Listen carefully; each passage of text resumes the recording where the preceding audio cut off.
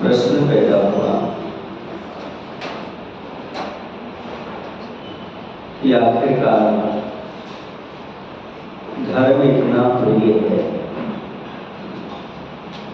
धर्म के महत्व को भी सभी प्राणी समझते हैं, जानते हैं, लेकिन सबसे कम समय यदि व्यक्ति देता है तो धर्म के लिए, बाकी अधिकांश समय उसका अन्य चीजों में व्यतीत होता है। ऐसा क्यों होता है कि धर्म से सब कुछ मिलता है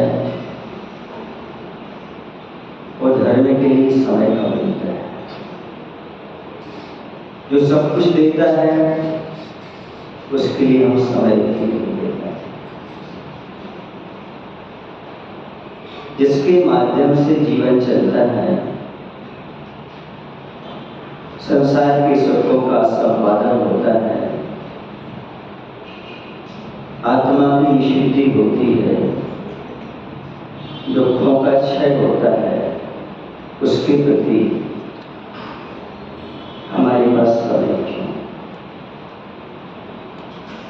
तो प्रश्न पैदा हुआ, जिनके पास आवश्यकता है उन्हें समय मिल जाता है, जिनके पास आसक्ति है उन्हें समय नहीं मिलता।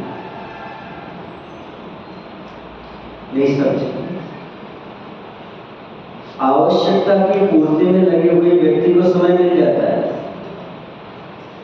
लेकिन आसक्ति वाले के लिए नहीं मिलता।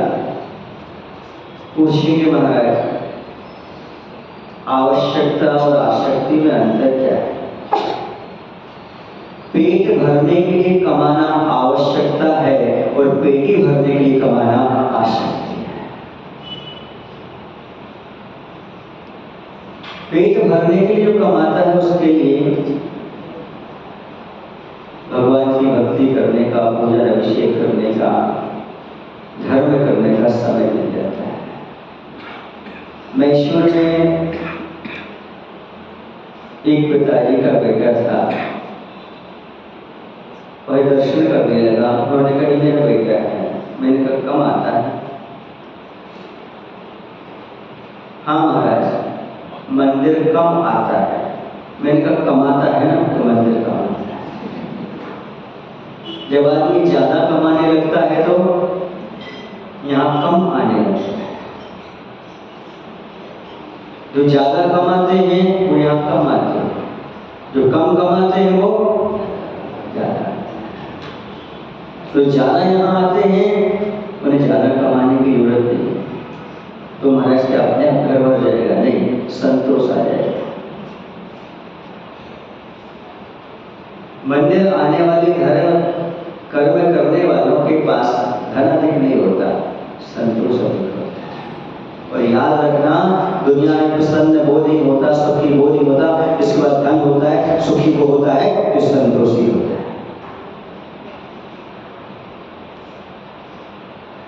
दरिद्र वो नहीं है जिसके पास धन नहीं है, दरिद्र वो है जिसके पास संतोष नहीं।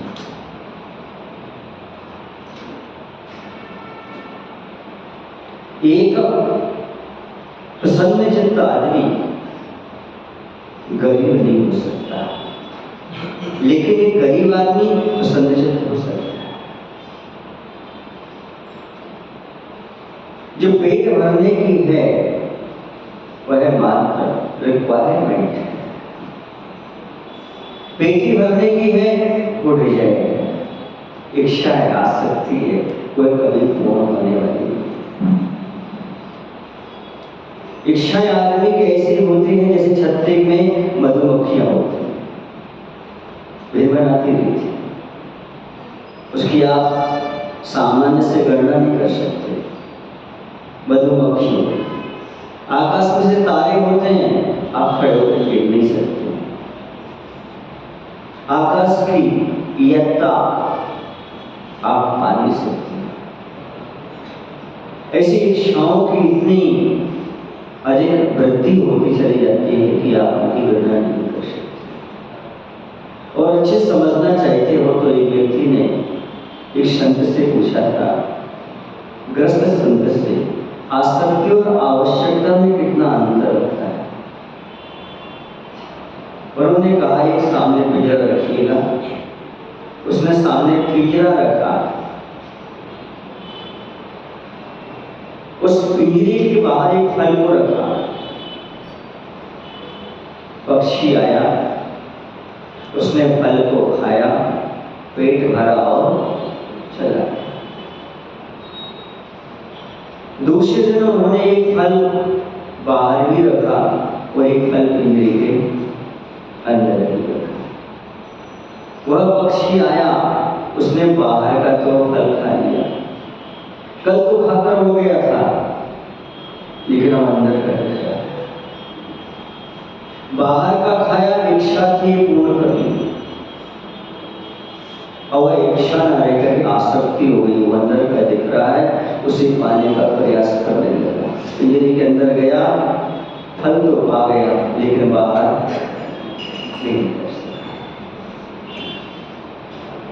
आसक्ति इसी का नाम है जो हजार रास्तों से आ तो सकती है, लेकिन एकदम जा नहीं सकती। पक्षी पिंजरे में आसानी से जा तो सकता है, लेकिन निकल नहीं सकता। ऐसी जो प्राणी आसक्त है पंचेंद्रिय के विषयों में, वह आसानी से बाहर नहीं निकल सकता। जिसकी आवश्यकता है वह बाहर का फल खाकर उड़ सकता है, निकल सकता है, स्वतंत्र है। लेकिन जो आसक्त हो चुका है संसार शरीर भोगों में, उसका निकलना बहुत मुश्किल है, जैसे पिंजरे के अंदर पंछी होता है। पिंजरे के पंछी रे तेरा दर्द न जाने को, बाहर से तुम खामोश रहे और भीतर भीतर रो। ये पिंजरे की पंछी की दशा है। इतना आसक्त हो जाता है वह बाहर निकलने की चेष्टा तो करता है, पर बाहर नहीं निकल पाता। अनादि काल से स्त्री, भोजन और धन, इन तीन में आसक्त है संसारी प्राणी। 24 घंटे इसी की चिंता करता है। स्त्री माने परिवार, भोजन आपको मालूम ही है, और धन तो अच्छी तरह से जानता है। सुबह से लेकर शाम तक जो भी प्रयास करता है इन तीनों को पाने को, पालिया व्यवस्थित करने का, संरक्षित करने का और बढ़ाने का प्रयास करता रहता है।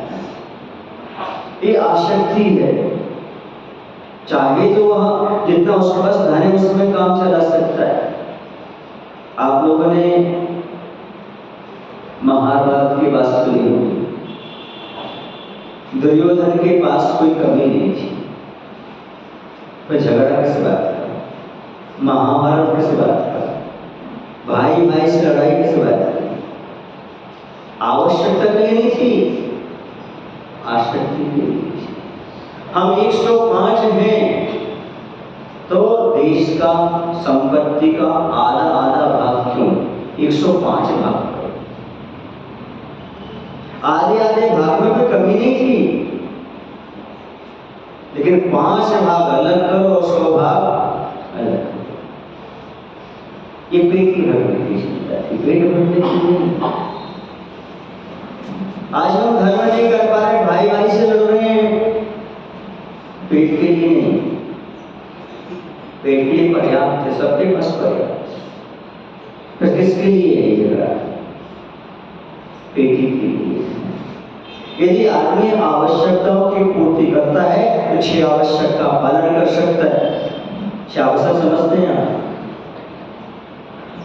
देव पूजा, गुरु वास्ते, स्वाध्याय, संयम, तत्वज्ञान। जो आवश्यकता की पूर्ति करता है वो 6 आवश्यक कर सकता है। जो आसक्त है वह एक भी आवश्यक नहीं करता। उसे लगता ही नहीं कि मेरा कर्तव्य है, उसके अंदर ही महसूस ही नहीं होता कि मैं श्रावक, वह आसक्त होकर के चला जाता है।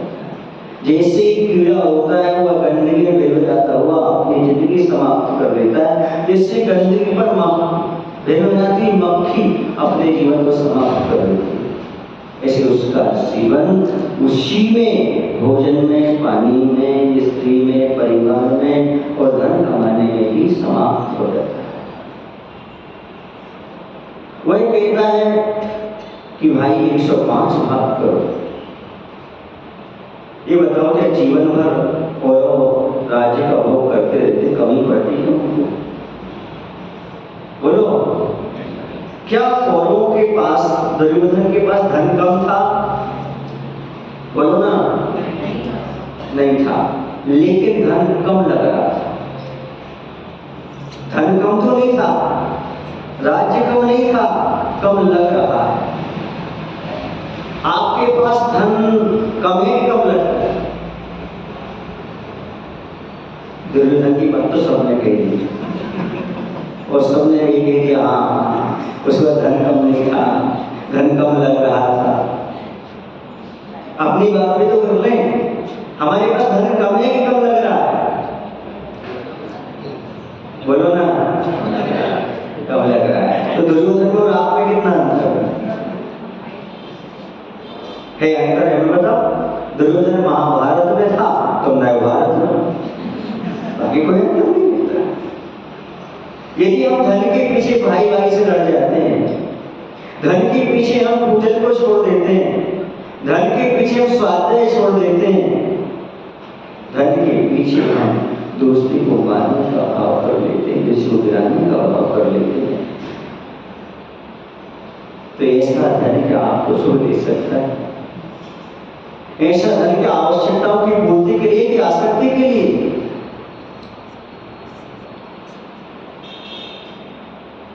एक बात बता दूं आपको, जिनेंद्र भगवान का भक्त कभी भिखारी नहीं होता। जो सच्चे दिन भगवान का भक्त होता है उसकी 2 वक्त की रोटी अपने आप प्राप्त हो जाती है। कहीं भी चला जाए दुनिया में, यदि सच्चा दिन भगवान का भक्त है वह कभी भूखा नहीं सो सकता, वो कभी गरीब नहीं हो सकता, कभी दरिद्र नहीं हो सकता, क्योंकि जो भगवान की भक्ति करता है, दान देता है, वो कभी दरिद्र हो नहीं सकता। दानम दरिद्रम नाश, वैसे कर दे, दरिद्रता का नाश करने वाला है दान, पूजन करने वाला। इसलिए आपके लिए धन कम लग रहा है कि कम है, ये तो सबको पता है। कल मैंने कहा था प्रधानमंत्री को क्या करना चाहिए, सबको पता है। मुझे महाराज को क्या करना चाहिए, सबको पता है। पर हमें पता है हमें क्या करना चाहिए, हमारा क्या कर्तव्य है। सबको पता है कि दुर्योधन के पास धन कम नहीं था, कम लग रहा था। कभी अपने हृदय से पूछो, तुम्हारे पास धन कम है कि कम लग रहा है? यदि आपके पास धन कम है तो उपाय मेरे पास, यदि कम लग रहा है तो भगवान के पास भी उपाय है। धन यदि आपके पास कम है तो मेरे पास 17 उपाय है, और यदि आपके पास धन कम लग रहा है तो किसी के पास कोई भी उपाय नहीं है। अब बोलो आप, धन कम है कि कम लग रहा है? तो मैं उपाय बताऊं? धन कम है तो उपाय बता सकता हूं, आगम के अनुसार जो लिखा हुआ पूरा बता दूंगा। लेकिन यदि आपने कहा कि मेरे पास धन कम लग रहा है, तो फिर इसका कोई आगम में उपाय नहीं है, एक ही उपाय है। वो क्या उपाय है? संतोष करने का। संतोष नहीं है तो कुछ नहीं। आसक्ति इसी का नाम है जिसे सब कुछ प्राप्त करने के बाद भी संतोष नहीं होता। कुछ भी उसको प्राप्त हो जाए, उसे आनंद का अनुभव नहीं होता, उसका चेहरा डाउन रहता है, उसका मन मनन रहता है। 3 लोग की सारी संपदा भी उसके सामने रख दो तो उसका मन अभी भी और चाहता है। आप लोगों ने एक बस के पीछे खड़े हुए गंदे से कपड़े पहने आदमी को देखा कभी आपने? वो जो कहता है आन दो गाड़ी को, क्या बोलता है वो? आने दो बोलता ना, क्या बोलते उसको आप? यदि ऐसी आपकी दशा है, आने दो तो भगवान के पास उपाय नहीं।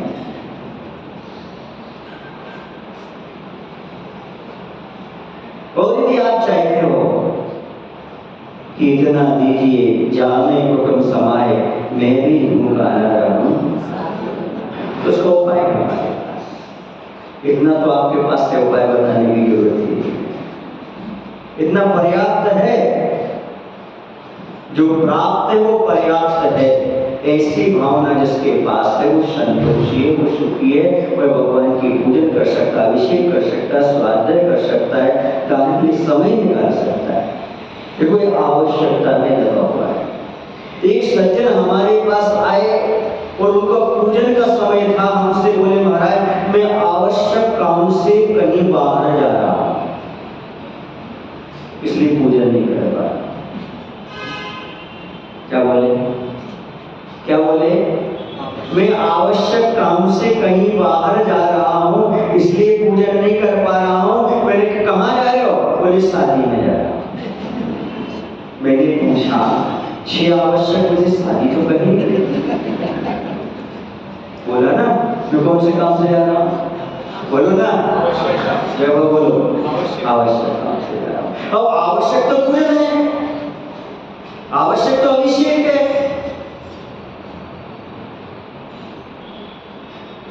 बोलो ना, अब कभी भूल कर देखे ना, मैं आवश्यक काम से गया था इसलिए दान नहीं दे पाया, मैं आवश्यक काम आ गया था इसलिए मैं पूजन नहीं कर पाया, तो फिर 6 आवश्यक में कौन से करवाई देता हूं?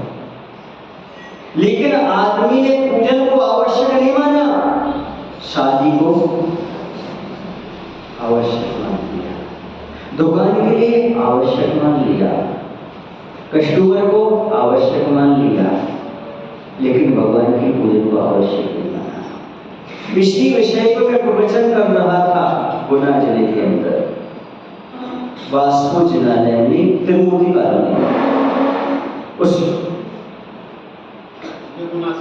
हाँ, तो प्रवचन करते करते एक लड़का वहां पर बैठा हुआ था,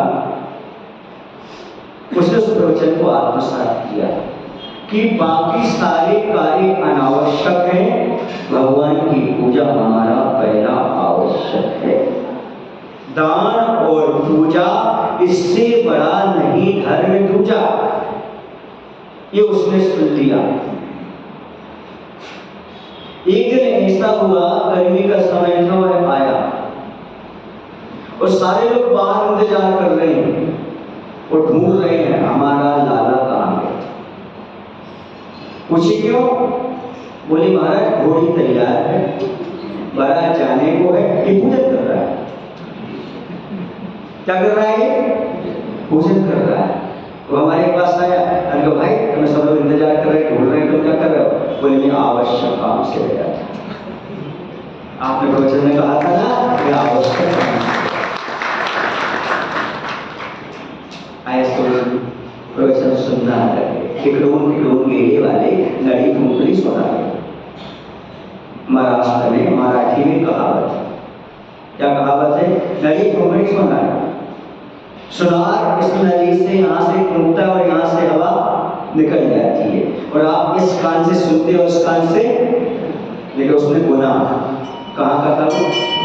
गुनाह का था। कपिल वो गुनाह का था, उसने गुनाह और अपने अंदर उसने धारण किया कि शादी आवश्यक नहीं है, भगवान की पूजन आवश्यक है, इसलिए मैं आवश्यक काम में लगा हूं, ये सब बात मैं कर लूंगा। ये प्रवचन का सार, ये ग्रहण करने का भाव कि हमारे आवश्यक करने के बाद ही भोज पर बैठना है, आवश्यक का पालन करते भोग के कार्यों में लगना है, आवश्यक का पालन करते हुए नौकरी कृषि आदि में लगना है। मैं बहुत खुश हूँ ज्ञानोदय आकर के कि यहाँ के सारे लोग पहले आवश्यक पालन करते हैं, जो नहीं जाते बड़ी प्रवचन सुना देना, उन्होंने बता देना कि हम दुर्योधन तो नहीं, हम अनावश्यक काम को आवश्यक तो नहीं मान रहे। अब कभी भी आप मंदिर से बाहर जाओ तो कभी मत कहना मैं आवश्यक काम से जा रहा हूं, क्या बोलना है? मैं अनावश्यक काम के लिए जा रहा हूं, क्योंकि मंदिर से जाना आवश्यक क्या होता है? बोलो ना। एक बार आचार्य महाराज से पूछा कि आचार्य महाराज ये तो बताइए, जब समाओ शरण में भगवान के चरणों में भूख नहीं, प्यास नहीं, मरण नहीं, कुछ भी नहीं, भगवान के सामने, फिर चक्रवर्ती घर के बात है। समाओ शरण में ना तो भूख है, ना प्यास है, ना आकुलता है, ना गर्मी है, कुछ भी नहीं, फिर वह भगवान का उपदेश सुनकर के चक्रवर्ती भी घर क्यों आए? आपके मन में कभी प्रश्न उठा? स्वाध्याय करने वालों के अंदर उठ सकता है या चक्रवर्ती समोषण छोड़ करके घर क्यों आ जाता है? मैं आपके लिए कह रहा हूँ, आप तो जा ही रहे हैं थोड़ी देर बाद, कुछ तो बीच में करके चले, कुछ आ रहे हैं, कुछ जा रहे हैं, उनकी बात नहीं कह रहा हूँ, क्योंकि यहाँ के लोग महुआ जैसे, महुआ जानते हैं आप? महुआ नहीं जानते? एक महुआ होता है वृक्ष, उसकी एक टपकता है, फिर दूसरी बार फिर टपकता है, फिर एक मिनट बाद फिर टपकता है, फिर टपकता है, समझ गए ना? इसी प्रवचन सभा में एक टपकता है, फिर दूसरा टपकता है, फिर दूसरा टपकता है।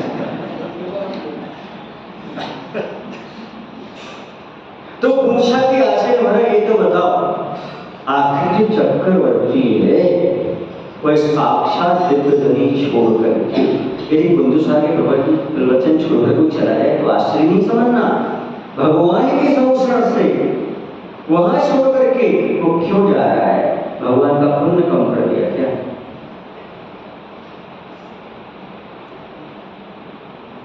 संरक्षण की महिमा कम हो गई क्या? भूख लगाई क्या? संपूर्ण फिर क्या? शरीर का प्रमाद का उदय, प्रमाद का उदय, कुशलेषु अनादरः प्रमादः। सर्वार सिद्धिकार ने, पूज्य स्वामी ने प्रमाद की परिभाषा खोली। प्रमाद किसे कहते हैं? आलस्य किसे कहते हैं? उन्होंने कहा कुशलेषु अनादरः प्रमादः, कुशल के प्रति अनादर का भाव आ जाना ही प्रमाद है। अनादर का अपमान करना नहीं है, मंदिर से उस तरफ जाना ही अनादर है।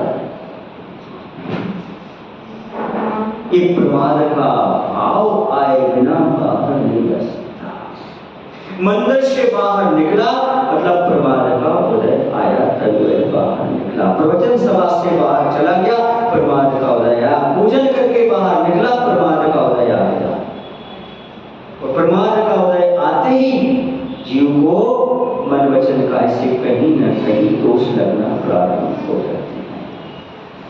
ये प्रमाद की दशा है। जो व्यक्ति मंदिर आना ही नहीं चाहता, उसके प्रमाद की तो कोई कथा है ही नहीं। लेकिन मंदिर आने के बाद जाना आश्चर्य प्रमाद का। अच्छे सुनना, ये प्रवचन नहीं है, ये आगम है, ये चिन्हवाणी है। वो कह रहे हैं जब भगवान के समोषण से बाहर जाना प्रमाद है, अब जो मंदिर नहीं आ रहा है उसकी क्या बात है, ये समुद्र में नहीं आ रहा उसकी क्या बात है, उसका तो उल्लेख कर नहीं सकते, उसकी क्या दशा होगी, कैसी स्थिति होगी। मनुष्य पर्याय प्राप्त करके, बुद्धि प्राप्त करके, शरीर स्वस्थ पाकर, समय होते हुए भी जो मंदिर नहीं आ पा रहा, पूजन नहीं कर पा रहा, अभिषेक नहीं कर पा रहा, प्रवचन नहीं सुन पा रहा, उसकी कथा तो यहाँ कहीं नहीं गई।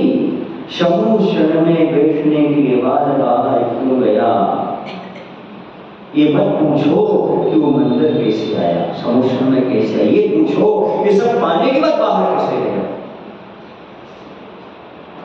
कहते हैं प्रमाद, दो प्रकार के प्रमाद होते हैं, ये बाह्य प्रमाद होते हैं, एक अभ्यंतर प्रमाद। बाह्य प्रमाद तो ये हो गया कुशल के प्रति अनादर, पूजन करने के भाव नहीं हो पाना, दान देने के भाव नहीं हो पाना, सोने कपड़े नहीं डाल पाना, ठीक है कल दे देंगे, कल ऐसा कर लेंगे, प्रमाद। जहाँ टालने का भाव आए, अच्छे कार्य को समझना, वहां पर किसका उदय है, आपका प्रमाद है। और साफ मिलता है, कल पूजन कर लेंगे, कल अभिषेक कर लेंगे, कल दान कर लेंगे, भोजन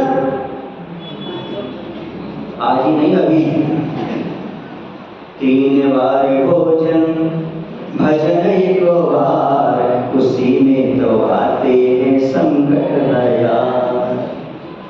कितने बार भोजन बोलो ना, ये तुमने बोल दिया, पता नहीं आपका कितने बार होता है, कम से कम 3 बार तो होता है। और भजन उसी में आते हैं संकट आ जाए, किसी का मोबाइल आ गया, बच्चे का कोई अस्वस्थ होना हो गया, वहां नौकरी से कोई बुलावा आ गया, संकट उसी में आ जाता है।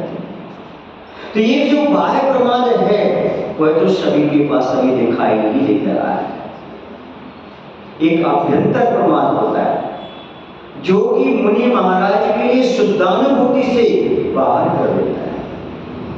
शुद्ध आत्मा में आनंद आ रहा है, लीन है, लेकिन प्रमाद का उदय आया तो बाहर आ जाता है, प्रवचन का भाव हो जाता है। सुने आप तो प्रवचन का भाव प्रमाद है, लेकिन प्रवचन के समय अप्रमाद हो सकते।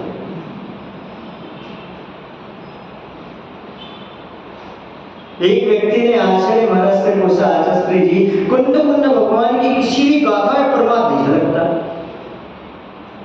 किसी भी गाथा में प्रमाद नहीं झलकता, क्या कहना चाह रहे हैं वो कि जो कुंद कुंद महाराज ने गाथाएं लिखी समय साथ आदि में, उसमें हमेशा अलर्ट रहने की बात कही गई, अप्रमत्त रहने की बात कही गई। तो आचार्य ने कहा लेकिन लिखा तो प्रमाद नहीं हुआ ना, सुने ना क्या, जब लिख रहे होंगे, जब प्रमत्त में, वो अभ्यंतर की बात कर रहे हैं, बाह्य की नहीं, बाह्य प्रमाद तो समाप्त हो गया, अभ्यंतर प्रमाद की बात। मुनियों के लिए लिखना पढ़ना स्वाध्याय करना ये भी प्रमाद की कोटि में का अभ्यंतर, और आपके लिए पूजन आदि नहीं करना, यहाँ से उठ करके बाहर जाना, इसे प्रमाद का, दोनों में बहुत अंतर है। बिना इच्छा के प्रवचन नहीं होता, बिना इच्छा के लिखना नहीं होता, बाहर आए बिना आत्मा से नहीं होता। ज्ञानी कहता जब मैं बोलूं अपना स्वाद छूटता, नहीं आया सब। ज्ञानी कहता जब मैं बोलूं तब अपना स्वाद छूटता, ज्ञानी आत्मा का स्वाद ले रहा है, लेकिन जैसे बोलने लगा तो अपना स्वाद, जो आत्मा का स्वाद ले रहा था वो क्या हो गया, छूट गया। जब नहीं बोल रहा था, जो आत्मा का स्वाद ले रहा था, लेकिन जैसे बोलने के लिए आया तो उसका अपना स्वाद छूटा। स्वाद लेते थे, बोलना नहीं होता, बोलते समय स्वाद लेना नहीं होता। आपने लेकिन दोनों करते रहे, बोलते हुए तो खाते हुए, मालूम पड़ता क्या खा लिया।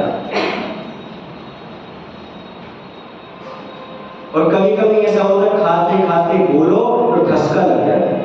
ठसका जानते हैं आप, तो बुंदेलखंड के ना एमपी के ठसका जानते हैं? हाँ, ठसका कैसे कहते हैं? ये तो सबको पता है। भूल से भोजन श्वास नली में चला जाए, कहाँ चला जाए, उसे क्या बोलते हैं, ठसका बोलते। जहां से सांस ले रहे हो उस स्थान पर यदि आपका पानी का भोजन का चला गया तो क्या हो जाता है? ठसका। कभी कभी तो क्या हो जाती है? उल्टी हो जाती है। इसलिए श्वास लेने के लिए पर्याप्त समय होना चाहिए। आप लोग आहार तो करते हो, भोजन तो करते हो, लेकिन श्वास लेने को समय ही नहीं छोड़ते। 5 मिनट में भोजन हो जाता है, 10 मिनट में भोजन हो जाता है, किसी भजन हो जाता है, सब भोजन भी हो जाता है। इन सब का अपने आप में महत्व हुआ करता है। जब तक चर्वण नहीं होगा तब तक पचेगा नहीं। दांतों का काम दांतों से होता है, आंतों का काम आंतों से होता है। यदि दांतों का काम आंतों से लोगे तो कभी स्वस्थ नहीं हो सकते। अभी तक आचार्य कहते हैं हमारा कल्याण क्यों नहीं हुआ? क्योंकि हमने मात्र खाया है, चबाया है। नहीं आया समझ में? जो हम प्रवचन कर रहे हैं खिला रहे हैं आपको, पर चबाना किसको पड़ेगा? कल्याण क्यों नहीं हुआ? खाया तो है पर आत्मसात नहीं किया, लाल रस के साथ उसे पचाने का प्रयास नहीं किया। जो हम सुनते हैं उसे हमने अमल में लाने का प्रयास नहीं किया। कहने का तात्पर्य है रस व रसना का, रस समझते, रस जो पदार्थ में रस है, रसना समझते जिह्वा, रसवा रसना का महत्व क्या? चर्वण लेना। यदि चबाते नहीं हो तो वह रसना का क्या, और उसमें रस है उसका क्या महत्व? रस और रसना का महत्व तभी है जब उसे आप चर्वण करो। वैसे स्वाध्याय का महत्व तभी है जब 1% उसका तुम अमल करो। जैसे मैंने कहा आवश्यक काम पूजन है, बाकी अनावश्यक है। उस लड़की ने घोड़ी में जाने की बात अनावश्यक कर दी और भगवान की पूजन आवश्यक कर दी। ऐसा यदि आपके पास अवसर मिलता है तो आप कौन सा चुनते हो, अनावश्यक या आवश्यक? महाराज जी उसी में ज्यादा इंपॉर्टेंट समझ लेते, पूजन के लिए नहीं मानते। नहीं, सब कुछ छोड़ करके आवश्यक का पालन करना। पद में नंदी पंचविंशति का ग्रंथ में लिखा हुआ है जो ग्रस्त आवश्यकों का पालन किए बिना भोगों का कार्य में लग रहा है तो समझ लेना वह पत्थर की नाव पर बैठा हुआ। किसकी नाव पर बैठा? पत्थर की नाव चल रहा है कि स्वयं भी डूबेगा और सारा कुटुंब भी जो नाव है वो भी डूब जाएगा, सबको डुबा ले जाएगा वो। क्योंकि स्वयं एक धर्मात्मा नहीं है तो बच्चों पर क्या प्रभाव पड़ेगा, परिवार पर क्या प्रभाव पड़ेगा। इसलिए सबसे पहले उन्होंने ये कहा कि तुम पत्थर की नाव को छोड़ो, ये प्रमाद छोड़ो। तुम्हारे पास समय नहीं है ऐसी बात नहीं है, सबके पास समय है। 24 घंटे तुम्हारे पास है ना, 24 घंटे पुजारी के पास भी है, 24 घंटे धर्मात्मा के पास भी है, 24 घंटे महाराज जी के पास भी है। उसी कंपनी में वो है, उसी कंपनी में वो है, उसी समय पर तुम जा रहे हो, उसी समय वो जा रहा है। एक को समय मिल रहा है, एक को नहीं मिल रहा है। तो एक आसक्त है और दूसरा अनासक्त है। एक घोड़ा देखा आपने, घोड़ा नाम तो सुना होगा। घोड़ा किस पर आसक्त रहता है? फूल पर रहता है, कमल पर रहता है। उसमें इतनी क्षमता होते आचार्य गुरुनाम गुरु आचार्य ज्ञान सागर जी महाराज लिखते हैं कि वो लकड़ी में भी छेद कर देता है, लकड़ी को भी छेद देता है, इतनी उसके पास क्षमता होती है। लेकिन जैसे संध्या काल वो आसक्त हो जाता है फूल में तो फूल को छोड़ना नहीं चाहता और उसकी पंखुड़ियां बंद हो जाती है। क्या हो जाती है? बंद हो जाती है। जिसकी क्षमता लकड़ी को भेदने की है तो क्या वह फूल की पंखुड़ी को नहीं भेद सकता? लेकिन वह इतना आसक्त रहता है, उसे कष्ट नहीं पहुंचाना चाहता। वह पूरी संध्या काल तक यदि उसको आवश्यक लेकर के वह उड़ सकता है, लेकिन आसक्त हो जाता है उसी में बंद होकर के, और जब तक सूर्य होता है तब तक उसकी श्वास समाप्त हो जाती है। संसारी प्राणी मिथ्या दृष्टि जीव की यही दशा होती है।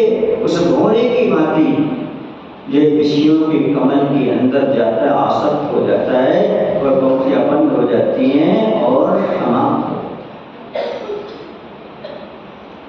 क्षमता बहुत है इसके पास, लेकिन वह वहां से निकलने का प्रयास नहीं करता। ग्रंथों में ये कुछ चमड़ी गाय का उदाहरण मिलता है। कभी आपने नाम सुना? एक चमड़ी गाय होती है, जंगल में होती है, जिसे हो सकता है आप नील गाय कहते, जो कुछ भी कहते हो। उसके शरीर में कुछ भी अच्छा ना हो, उसके बाल बहुत सुंदर। सुन रहे हो ना? शादी का आपके बाल इतने सुंदर नहीं होंगे, इतने सुंदर बाल किसके होते हैं? किसके होते हैं? बोलो ना। चमड़ी गाय के। वह मुड़ मुड़ करके बार बार किसको देखती है? बालों को। यदि झाड़ी में बाल फंस जाए तो एकदम नहीं मुझको अलग करती, सुलझाने का प्रयास करती, तब आगे बढ़ती। कुछ इतना लाभ किससे होता है?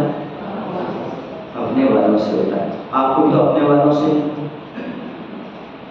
अपने बालों से लाभ नहीं है। आपके बालों से नहीं, अपने बालों से। पत्नी अपने वाली नहीं है, पुत्र अपने वाले नहीं है, भाई अपने वाले नहीं है, बोलो नहीं अपने वाले हैं, आलू भाजी अपने वाले हैं। आपको अपने बालों से लाभ नहीं है, बोलो ना। इसका दीक्षा नहीं ले पा रहे, या तो अपने बालों को नहीं उखाड़ पा रहा है, या अपने बालों को नहीं उखाड़ पा रहा है।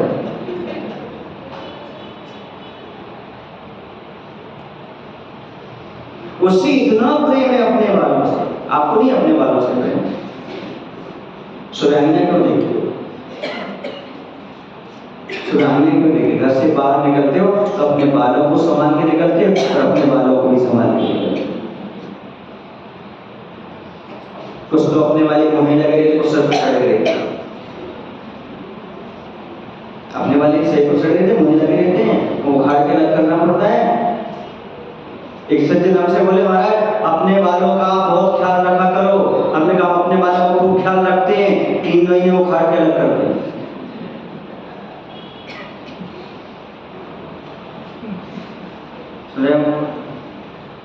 अपने बालों को कितने उखाड़ के रखते हैं? अपने बालों से घबराते नहीं, अपने बालों से उनकी कर्म की नहीं करते। हम अपने बालों के किसी के सामने कटाई नहीं करते। क्या? अपने बालों की कटाई नहीं करते और अपने बालों की कटाई नहीं करते। अकेले बैठ के रात लगा खींचते। दोनों बात समझते जा रहे हैं कि नहीं समझते? अपने बालों की, अपने बालों। हमें दूसरे के बालों से विकल्प नहीं होता, अपने बालों से होता है। बुढ़ापे में अपने बालों का खिरना, जवानी में भी अपने बालों का खिरना कमजोरी का प्रतीक माना जाता है। डॉक्टर कहते आपके शरीर में कमजोरी इसलिए बाल झड़ते हैं, और अपने बालों का भी कुछ दूर होना अपनी कमजोरी का प्रतीक माना जाता है। कभी कभी अपने वाले आपस में उलझ जाते हैं, और अपने वाले भी कभी आपस में, बोलो ना, उलझ जाते हैं। बहुत कठिन है अपने बालों को। अरे आजकल तो लोग अपने बालों को बुढ़ापे में भी काला करने से नहीं छोड़ते। खिजाव लगा लेंगे, डाई लगा लेंगे, लगाते ना, और अपने बालों को भी काला करने में नहीं छोड़ते। कल समझ रहे ना, बदनाम करने, समझ रहे ना। बुढ़ापे में अपने बालों का रंग बदल जाता है,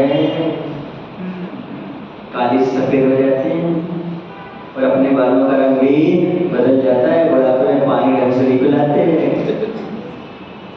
इसलिए अपने बालों से संभल के रहना, और अपने बालों से भी संभल कर।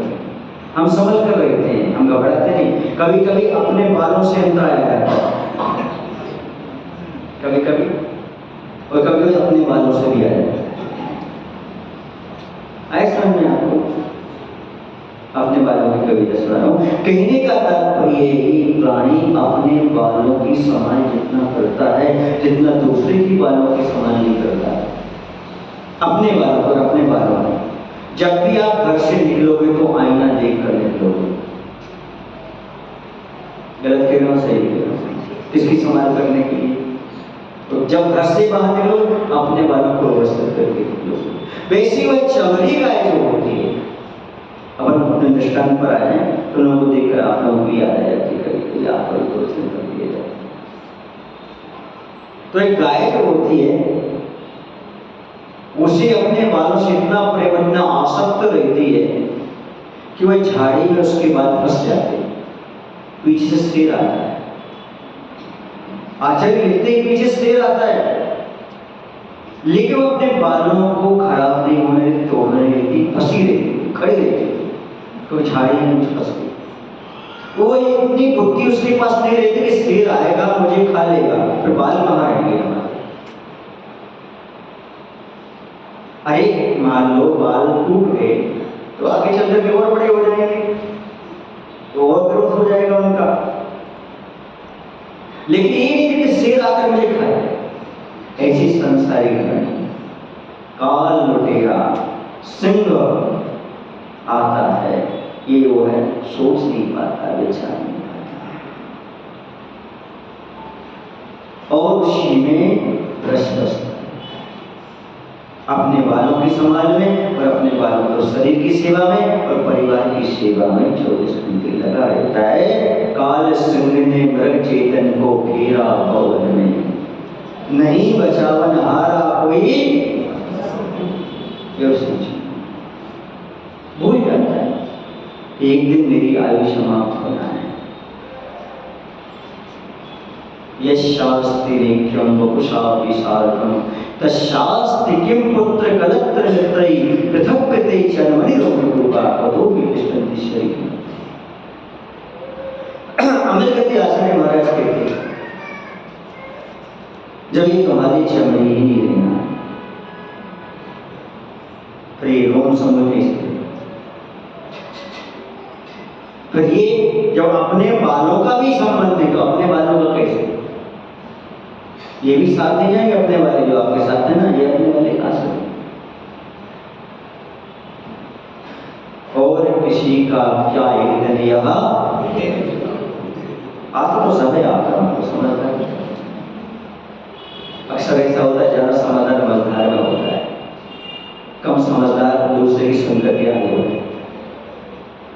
आज तक जितने ज्यादा समझदारी दिखाई है वो मझधार में गए, और जिन्होंने गुरु की बात को स्वीकार किया है उनका बेड़ा पार हो गया है, उनका बेड़ा पार। चमड़ी गाय जैसी आसक्ति यदि आपकी अपने बालों में रहेगी तो काल से तो आकर के आपके लिए घेरेगा ही घेरेगा, ये निश्चित है। भरत चक्रवर्ती के पास भी दौलत थी, रावण के पास भी दौलत थी। रावण कहाँ गया? ऐसा बोले तुम छोड़ गए। आदमी तो सही बोल देता है, बोले रावण कहाँ गया? बोले इधर ऐसे छोड़कर आया।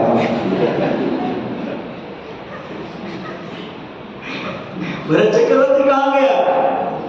अब कोई नहीं बोलता क्योंकि वहां गए ही नहीं आज तक। नरक तो होकर कई बार आ गए, लेकिन यानी सामने वाले की जब परिणति दिखती है ये तो नरक है, तो लग जाएगा अपनी परिणति। बहुत मुश्किल है, बहुत मुश्किल है। रावण के लिए नरकगामी कहना गया, ऐसा कहना बहुत सरल होता है। दुर्योधन के पास धन कम नहीं था, कम लग रहा था, ऐसा कहना बहुत आसान है। पर हमारे पास धन कम है कि कम लग रहा है, ऐसा महसूस करना बहुत। प्रवचन में बस यही समझना है कि हम दूसरे पर जो आक्षेप करते हैं वो अपने पर करना शुरू कर दो, तुम्हारा कल्याण आस्ते से हो जाए। ये तो दूसरे की निगरानी कर दो, निगरानी खुद की करना शुरू कर दो, तुम्हारा कल्याण हो जाएगा। आजकल तो आदमी को अपनी आंखों का भरोसा नहीं रहा, इसलिए बाहर लिख दिया आप सीसीटीवी कैमरे की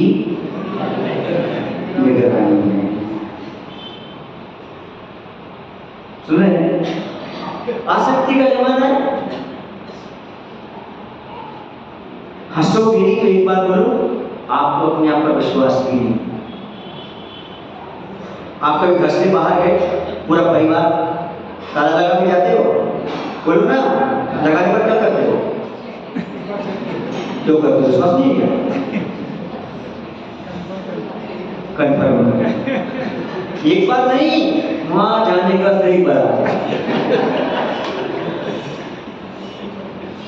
हंस लो, प्रवचन तो है थोड़ा कभी बोल नहीं होना। क्योंकि हमारे गांव में बोर हुआ था ना, बहुत पानी निकला था। तो ये मैं कहने का तात्पर्य आप अच्छी तरह से समझ रहे होंगे कि हमें प्रायः स्वाध्याय करते समय ऐसा लगता है कि रावण ने ऐसा किया था, ये दुर्योधन ने ऐसा किया था, ये फलाने ने ऐसा किया था, ये शकुनी ने ऐसा किया था, ये मंथरा ने ऐसा किया था। कभी आपने सोचा ऐसा हमने भी किया होगा, हम भी कर रहे हैं, हम भी नरक में होंगे, हम भी नरक जाएंगे? ऐसे कभी आपको लगा? नारद को पढ़ते हुए लगा होगा, अपने आप को कभी नारद के रूप में आपने रोल में देखा क्या? भरत चक्रवर्ती ने अपने आप को देखा, सो मोक्ष चले गए। रावण ने दूसरे को देखा तो कहां चला गया? आज आप छोड़ कर स्थिति है।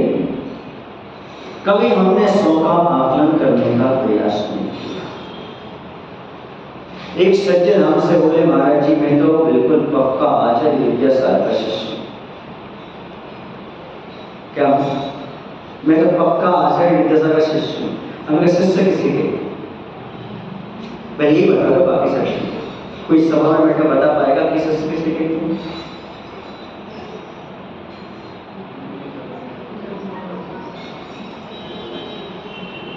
बोलो शिष्य किसी?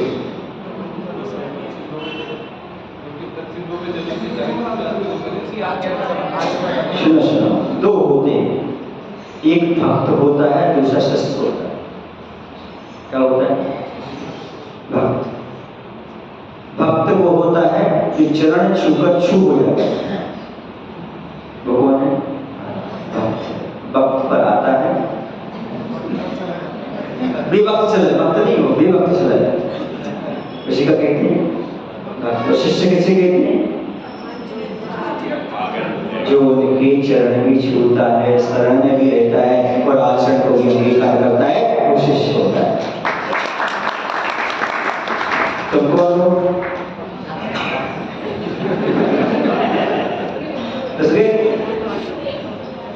अच्छा ये बताओ, कितने लोगों ने आचार्य के पैर पड़े? कितने लोगों ने आचार्य के पैर पड़े? 1 2 3 4 5 6। अच्छा मतलब क्या लिखा था उसमें?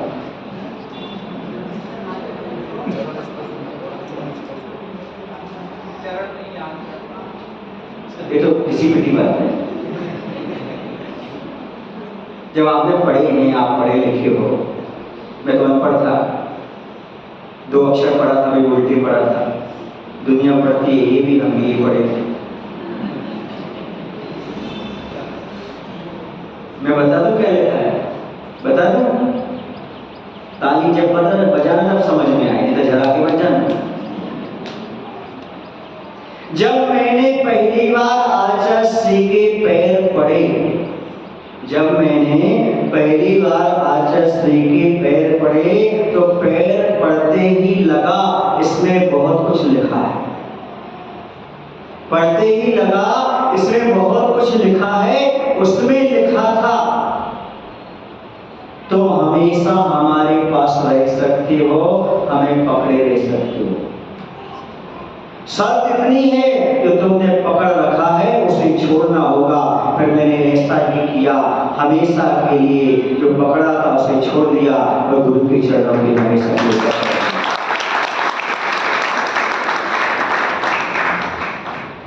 ताली क्यों बजाई? झगड़ा दिया कि आप नहीं पढ़ने का प्रयास करोगे? पढ़ने का प्रयास करोगे कि झगड़ा दिया? बोलो ना। संसारी प्राणी की आदत है, अच्छी बात को झगड़ा देता है, बुरी बात को जैसे कड़वी चीज खा देना, जबरदस्ती भटकता है, जबरदस्ती बुरी बात को ऐसे भटकता है, ऐसे भटकता है, ऐसे भटकता है, इस दवाई का। और अच्छी बात कैसे झराता है, ऐसे ताली बजा के। आप जैसे कहते हैं ताली बजाने से नहीं, बल्कि अमल में लाने से करना होता है। ठीक है, आज आप इस चीज की अनुमोदना कर रहे थे, ताली बजा करके भगवान से प्रार्थना करते करते ऐसा आए आप भी गुरु के शरण को पकड़ लें, उनके आचरण को पकड़ लें। आसक्ति के कारण ही व्यक्ति अपना कल्याण नहीं कर पाया। भरत चक्रवर्ती था तो घर में, पर अनासक्त था। प्रत्येक व्यक्ति यही कहता है मैं तो भरत चक्रवर्ती जैसा बनूंगा और अंतर्मुहूर्त में केवल ज्ञान प्राप्त करूंगा, मुझे दंड फंदे में नहीं पड़ता। घर में रहकर बैरागी बने रहो, और जब काल लब्धि आएगी, समय आएगा, बस कपड़े उतारूंगा और अंतर्मुहूर्त में केवल ज्ञान प्राप्त करूंगा। फिर आदिनाथ क्या करते रहे? 6 महीना नहीं हो गया, 1000 वर्ष तक क्या करते रहे? वो भी काफी क्या? बोलो ना, आनंद किसने लिया मुनि अवस्था का? भरत चक्रवर्ती ने लिया कि आदिनाथ ने लिया? तो आनंद नहीं लेना चाहिए क्या मुनि अवस्था? एक दिन चाहिए नहीं पालना चाहिए क्या मुनि अवस्था?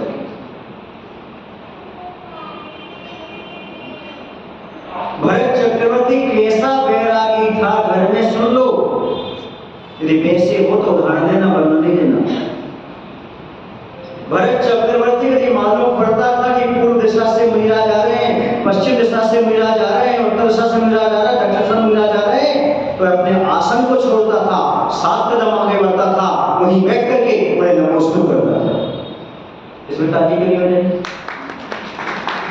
तुम्हें नहीं करना चाहिए काम। अगर भरत चक्रवर्ती का नाम लेना है क्या, अनुमोदना तो करो उसके धर्म की। उसे नहीं पता कौन से महाराज आ रहे हैं, बस ये पता है कि मुनि महाराज आ रहे हैं। पूर्व दिशा से अपना आसन छोड़ा, 7 कदम आगे गया और पहले क्या कहा? नमोस्तु महाराज। पर देखेगा वो कैसे, पहले क्या करेगा वो? 7 कदम आगे जाके बोलो ना, अच्छा एक सम्य दृष्टि है, सम्य बर्तन नहीं लग रहा, उसको दोष नहीं लग रहा, जिन जिनों को नमस्कार कर रहा है, मुनि मुद्रा को नमस्कार कर रहा है, वो मुनि महाराज को नमस्ते। ऐसे आप हैं क्या? आपको जिस दिन मालूम पड़ा था कि बेगलों के महाराज आ रहे हैं, आप दुकान से उठ कर गए थे, आप ईश्वर के 7 कदम आगे गए थे क्या? और नमस्कार किया था आपने क्या? तो भरत चक्रवर्ती से कैसे चले जाता मोक्ष? पंडित जी स्पष्ट बात है। एक तो घर में बैरागी रखना चाहिए, तो घर में बैरागी कैसा था ये तो बताओ। इतना मत कहने से काम नहीं चलेगा कि भरत चक्रवर्ती घर में बैरागी था। वो करता क्या था ये तो बताओ पहले। वह मुनि के प्रति इतनी भक्ति रखता था कि 7 कदम आगे चलकर कोई नमस्ते करता था। फिर पूरे परिवार के साथ जाकर जहां महाराज रुके हों पूजन करता था, एक प्रदक्षिणा देता था, उपदेश सुनता था। ये कहता था घर में। दूसरा उदाहरण सुन लो, जब हम ग्रंथ पढ़ते हैं तब मालूम पड़ता है, प्रश्न उठते हैं उसमें कि भरत चक्रवर्ती के पास इतनी सारी संपदा थी, निधियां थी, रत्न थी, 6,000 रानियां थी, पुत्र थे, इन नरक क्यों नहीं गए इतनी सारी परिग्रह के साथ ही? बहुत आराम बहुत परिग्रह के साथ नरक जाना था, मोक्ष क्यों चले गए? वाचन ने लिखा उनका नियोजन था, 24 घंटे का नियोजन था उनका। 8 घंटे वो आजीविका के लिए, अपने लिए, 8 घंटे राज संचालन के लिए और 8 घंटे धर्म ध्यान के लिए देता था। इसलिए घर में बैरागी कहने से काम नहीं चलेगा, फिर उसकी चर्चा देख लो कैसी। 8 घंटे किसमें देता था वो? धर्म ध्यान में। आप 8 घंटे ही नहीं देते हो, भरत चक्रवर्ती बनना चाहते हो। ये बहुत बड़ी विडंबना है आज। स्वाध्याय तो करो, बंधु मना नहीं करता हूँ, लेकिन पूरा स्वाध्याय करो। मात्र घर में बैरागी लेकर के, उनकी आड़ लेकर के हम धर्म से वंचित ना हो, अपने साथ मायाचारी न करें, अपने साथ धोखा ना दें, बल्कि जो घर में बैरागी था उसकी चर्या कैसी थी उसको यदि आप फॉलो करेंगे तो अगले भाव में आपको भी ऐसा अंतर्मुख में केवल ज्ञान का सौभाग्य मिल सकता है। लेकिन वर्तमान में आपने तो कह दिया भरत चक्रवर्ती को अंतर्मुख में केवल ज्ञान हो गया, उसके पूर्व के भाव देखिए आपने कि उसने कितना पुरुषार्थ किया था। पूर्व भाव में लिंक रहती है, जैसे आपके मोबाइल में लिंक रहती है, वहां भी लिंक रहती है, पूर्ण भाव से चलता रहता है। इतना इतना किया किया किया किया करके जाकर के फिर ऐसा हुआ है। मुनि मुद्रा ऐसे ही प्राप्त होती है, साथी से पुण्य चाहिए, धर्मानुरागी पुण्य चाहिए, तब जाकर के मुनि मुद्रा की उपलब्धि होती है। केवल ज्ञान की तो बात भव का पुण्य चाहिए पड़ता है, तब जाकर के वह जीव यहाँ पर कुछ प्राप्त कर पाता है। पूर्व में देव पर्याय के पहले वो मुनि मुद्रा के धारी रहे, तब जाकर के अंतर में कितना पुरुषार्थ किया। एक किसी ने देखा, वर्तमान का देख लिया, क्या वर्तमान का देख लिया, वो घर में बैरागी थे, अंतर में क्या हो गया उनका केवल ज्ञान हो गया। वस्तुतः वो घर में बैरागी थे, अंदर में उनकी घटाघटी चल रही थी, वो बिल्कुल शुद्धान भाव में रहते थे। ऐसी उन्होंने कपड़े उतारे, उन्हें केवल ज्ञान की प्राप्ति हो गई। बस ऐसा ही मैं करूँगा, ऐसा सोच बदलने का प्रयास करो। उनका पूर्व पर पूरी चर्या का आकलन करो, जो आदि पुराण आदि ग्रंथों में लिखा हुआ है। वो अहिंसा पर कितना ध्यान देते थे, सांपों का परीक्षण कैसे करते थे वो, जो ये आप देखेंगे पढ़ेंगे तब आपको मालूम पड़ेगा। उन्होंने सांपों का परीक्षण लिया कि कौन अहिंसा धर्म का पालन करता है। उन्होंने एक जगह घास फैला दी और बुलाया सांपों को, जो उस घास में से आ गए उन्हें रिजेक्ट कर दिया, जो अच्छे रास्ते से आ गए लेट क्यों आया, बोले वहां पर हम अहिंसा धर्म को मानने वाले हम घास पर नहीं चल सकते, इसलिए तो उन्हें जैन ब्राह्मण की स्थापना। आपको क्या पता है, पढ़ो तो जरा, वो रह करके अहिंसा को कितना महत्व देते थे। मैं घास फूस पर चलकर आने वाले ग्रस्तों को जैन ब्राह्मण नहीं कह सकता हूं। जो ये इंद्रिय जीव की भी दया का पालन करता है वह सच्चा जैनी है, ऐसा अहिंसा पर वो धर्म की स्थापना उसकी ओर बढ़े। ये है उनका घर में कैसा रहना, बोलना भाई। दूसरी बात बता दो, वो घर में बैरागी जो थे ही थी, लेकिन धन का उन्होंने क्या उपयोग किया। रावण से पूछा तुम्हारे पास, रावण ने पूछा अपने पास कितना धन है, बोले सोना ही सोना है, बोले पूरी लंका को सोने की बना दी। लंका क्या की होगी भैया, सोने की। भरत चक्रवर्ती ने पूछा धन है, बोले बहुत है, बोले जाओ कैलाश पर्वत पर 24 जिनालय का निर्माण करो। घर में बैरागी, आपने कितने स्वर्ण के मंदिर बनाए, धन तो आपके पास भी है ना। पूरा का पूरा धन का सदुपयोग 24 जिनालय के निर्माण में, स्वर्ण के जिनालय रत्नों की प्रतिमाओं को स्थापित करने में लगाया। तब अंतर्मुख में केवल ज्ञान पाया। उनका पुरुषार्थ देखो, ये कोई उनकी ओर ध्यान नहीं देता, अपने तीर्थंकर के पुत्र होने का सौभाग्य प्राप्त किया। तो किसके पुत्र हो, घर में बैरागी, उत्तर दो ना इसका। एक एक प्रश्न का उत्तर दिया आपके पास तो बताना हमारा। ये सब बिना पुण्य के, बिना पूर्व की साधना के उपलब्ध नहीं होते। तीर्थंकर के खानदान में उत्पन्न होना, प्रथम श्रोता के रूप में आकर के बैठना, चक्रवर्ती बनना, ये सब आपके पास है क्या? ये कुछ ना होते हुए आप अपने आप को अन्य जैसा स्वीकार करते हो, ये आपकी नादानी है, अज्ञान का प्रतीक है। इस धारणा को टालो और जितना होने उसे अपने आप को बैरागी बनाने का प्रयास करो, इस संसार से ऊपर उठने का प्रयास करो। जितना हो उतने आवश्यकता में तो लगो, आसक्ति से पृथक होने का प्रयास करो। इतने आसक्त मत हो जाओ खुशी में पूरा का पूरा भौरे की भांति जिंदगी समाप्त कर दो, चमड़ी गाय की भांति अपने जीवन को नष्ट कर दो, उस बिलबिलाते हुए उस नागी की कीड़ी के जैसे अपने जीवन को समाप्त मत करो। कुछ तो समय निकालो भगवान की भक्ति के लिए, पूजन के लिए, दान के लिए, आत्म कल्याण के लिए। तभी आपके अंदर यह वैराग्य का जो अंकुर है वह आगे चल करके आपके लिए केवल ज्ञान का प्रतीक बनेगा, मणिमुद्रा धारण करने का भाव उत्पन्न करेगा।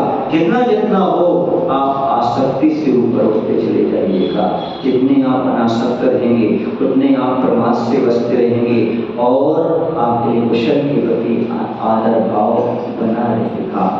आज सबसे खतरनाक चीज ये है, हम दूसरे का उदाहरण देकर के अपनी कमजोरियों को ढकते रहते हैं। इससे क्या लाभ होगा? न दूसरे को प्रॉफिट है, न दूसरे को लाभ है।